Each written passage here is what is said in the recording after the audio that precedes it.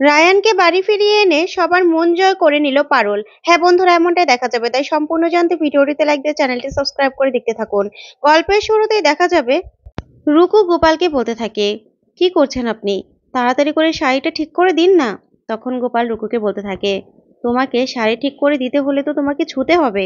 তখন রুকু অবাক হয়ে যায়। তারপরে রুকুর সেদিনকার বলা কথাগুলো মনে পড়ে যায়। তারপরে রুকু গোপালকে বলতে থাকে, ছুতে হলে ছুবেন, কিন্তু আপনি তাড়াতাড়ি করুন না। তারপরে গোপাল রুকুর দিকে তাকিয়ে বসে শাড়িটা ঠিক করে দিতে থাকে, আর রুকু অবাক হয়ে গোপালের দিকে তাকিয়ে থাকে। তারপরেই শাড়িটা ঠিক করা হয়ে গেলেই গোপাল বলতে থাকে, রুকু, শাড়ি ঠিক করা হয়ে গেছে। এবার তুমি বাইরে দয়া করে কাউকে বলো না যে আমি তোমার শাড়িটা ঠিক করে দিয়েছি।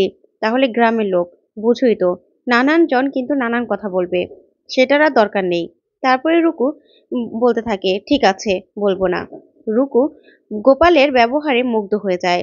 ওইদিকে দেখা যাবে পারুল আয়নার সামনে দাঁড়িয়ে সিঁথিতে সিঁদুর পড়তে থাকে।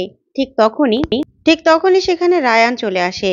তারপরে রায়ান এসে বলতে থাকে, এই তুমি কি করছো, কি করছো এটা?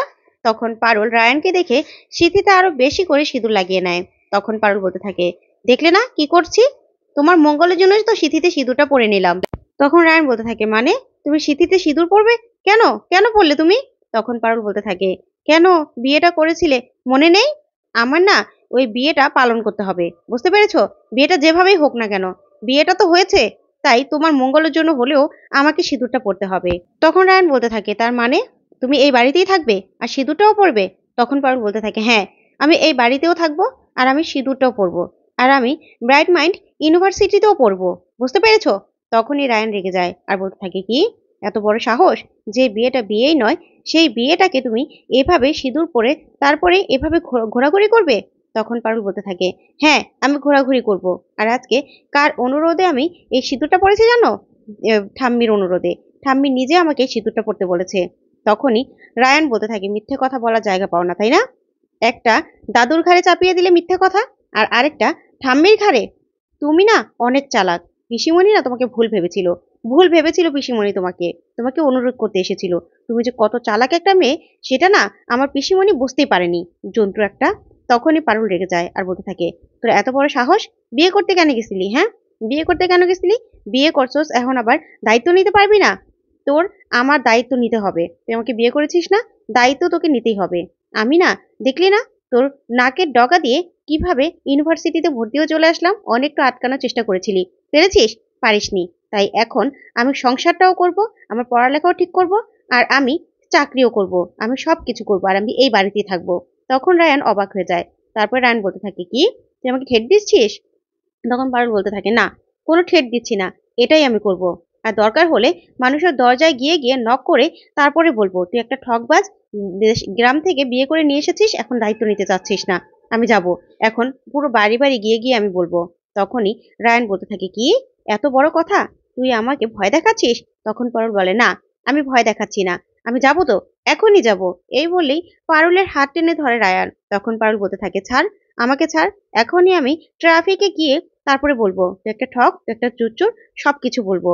তখনই রায়ান পারুলকে করে নিয়ে নেয় আর সাথে সাথে খাটে নিয়ে ছুঁড়ে ফেলে আর বলতে থাকে, জন্তু একটা, একদম কোথাও যাবে না। তখন পারুল বলে, এখান থেকে আমি বেরোবো, তারপরে আমি ঠিক যা বলেছি আমি তাই করব, দেখি না তুই কিভাবে আটকাস। ঠিক তখনই রায়ানের সাথে জোরাজোরি করতে থাকে পারুল। তখন রায়ান বলতে থাকে, দাদু জানে এই কথাগুলো? তখনই পারুল মাথাটা ঠান্ডা করে আর বলতে থাকে, দাদু জানে, আমি বসুবাড়ির অসম্মান কোনোদিনও হতে দিব না, বুঝতে পেরেছো? কিন্তু সেটা আমার দুর্বলতা নয়, দুর্বলতা ভেবে একদম ভুল করবে না। আমি দাদুর এবং আমার বাবা মায়ের আর ঠাম্মির সবার ভালোবাসার মান আমি রাখবো, সবকিছু আমি পালন করব, তাদের কথা মতোই চলবো, বুঝতে পেরেছো? আর এই বাড়িতেও আমি থাকবো। তখন রায়ন বলতে থাকে, ও আচ্ছা, এই বাড়িতেও তুমি থাকবে তাই না? তাহলে সেটা ঠিক করেই নিয়েছো? তখনই পারুল বলতে থাকে, হ্যাঁ, আমি ঠিক করে নিয়েছি। তখন রায়ন বলতে থাকে, ঠিক আছে, তাহলে আর তোমার সাথে কথা বলে আমার কোনো দরকার নেই। যে তোমার রিংমাস্টার, তার সাথেই আমি কথা বলবো, যা বলার তার সাথেই বলবো। এই বলেই রায়ান সেখান থেকে হম্বিতম্বি হয়ে বেরিয়ে চলে যায়। ওইদিকে দেখা যাবে গোপাল আর রুকুর পুজো শেষে বাড়ি আসলেই গোপালের মা বলতে থাকে, বাবা বৌমা, তোমাকে কি সুন্দর লাগছিল, আর সবাই কত প্রশংসা করছিল দেখছিলে? ঠাকুরমশাই তো বলছিল তোমরা একেবারে রাজ্যটক। তখন রুকু চুপ করে দাঁড়িয়ে থাকে। তারপরেই দেখা যাবে গোপালের কাকিমা বলতে থাকে, বাবা রুকু, আমরা তো মনে করেছিলাম তুমি এই শাড়িটা সামলাতেই পারবে না। নতুন শাড়ি, এরকম মার দেওয়া। আমি তো ভেবেছিলাম শাড়িটা সামলাতে না পারলে তোমাকে ২-৪ টা কথা শোনাবো আমি। আর এখন তো দেখছি কি সুন্দর করে তুমি শাড়িটা সামলে নিয়েছো। বাবা, আমি তো খুব খুশি হয়ে গেছি। আমাকে তো কথা বলার তুমি জায়গাই রাখলে না। তখন রুকু গোপালের দিকে তাকিয়ে থাকে। তারপরে গোপালের কাকিমণি বলতে থাকে, "আচ্ছা ভাদু, চল, সবাই রুটি খাবে তো? রুটিগুলো বানিয়ে নেই।" তখন ভাদু বলে, "আমি কেন? বৌদিকে বলো না।" তখনই গোপালের মা বলতে থাকে, "না, ওদের তো কালকে অষ্টমঙ্গলায় যেতে হবে। তোর বৌদির এখন অনেক কাজ রয়েছে। কাপড়-চোপড় গুছোতে হবে তো।" তখনই গোপালের মা বলতে থাকে, "বৌমা, তুমি যাও, জামাকাপড়গুলো গুছিয়ে নাও।" তখন রুকু বলতে থাকে, "না, না, আমার না জামাকাপড় গোছানো হয়ে গেছে।" তখনই গোপালের কাকিমণি বলতে থাকে, "বাবা বৌমা, তোমার তো দেখছি ও বাড়িতে যাওয়ার খুব তাড়া গো। আমাদের ছেড়ে যেতে পারলেই মনে হয় বাঁচো। নাহলে জামাকাপড়গুলোও গুছিয়ে নিলে? তুমি তো দেখছি আমাদের রেখে পালিয়ে যাবে গো।" তখন এই কথা শুনে রুকুর মুখটা ভার হয়ে যায়। তখনই গোপালের মা বলতে থাকে, "না রে ছোট, এমন কথা কেন বলছিস? সবেমাত্র বিয়ে হয়েছে। ওরও তো ইচ্ছে করে ওর বাবা-মাকে দেখতে। ১ম এরকম ইচ্ছে সবার করে।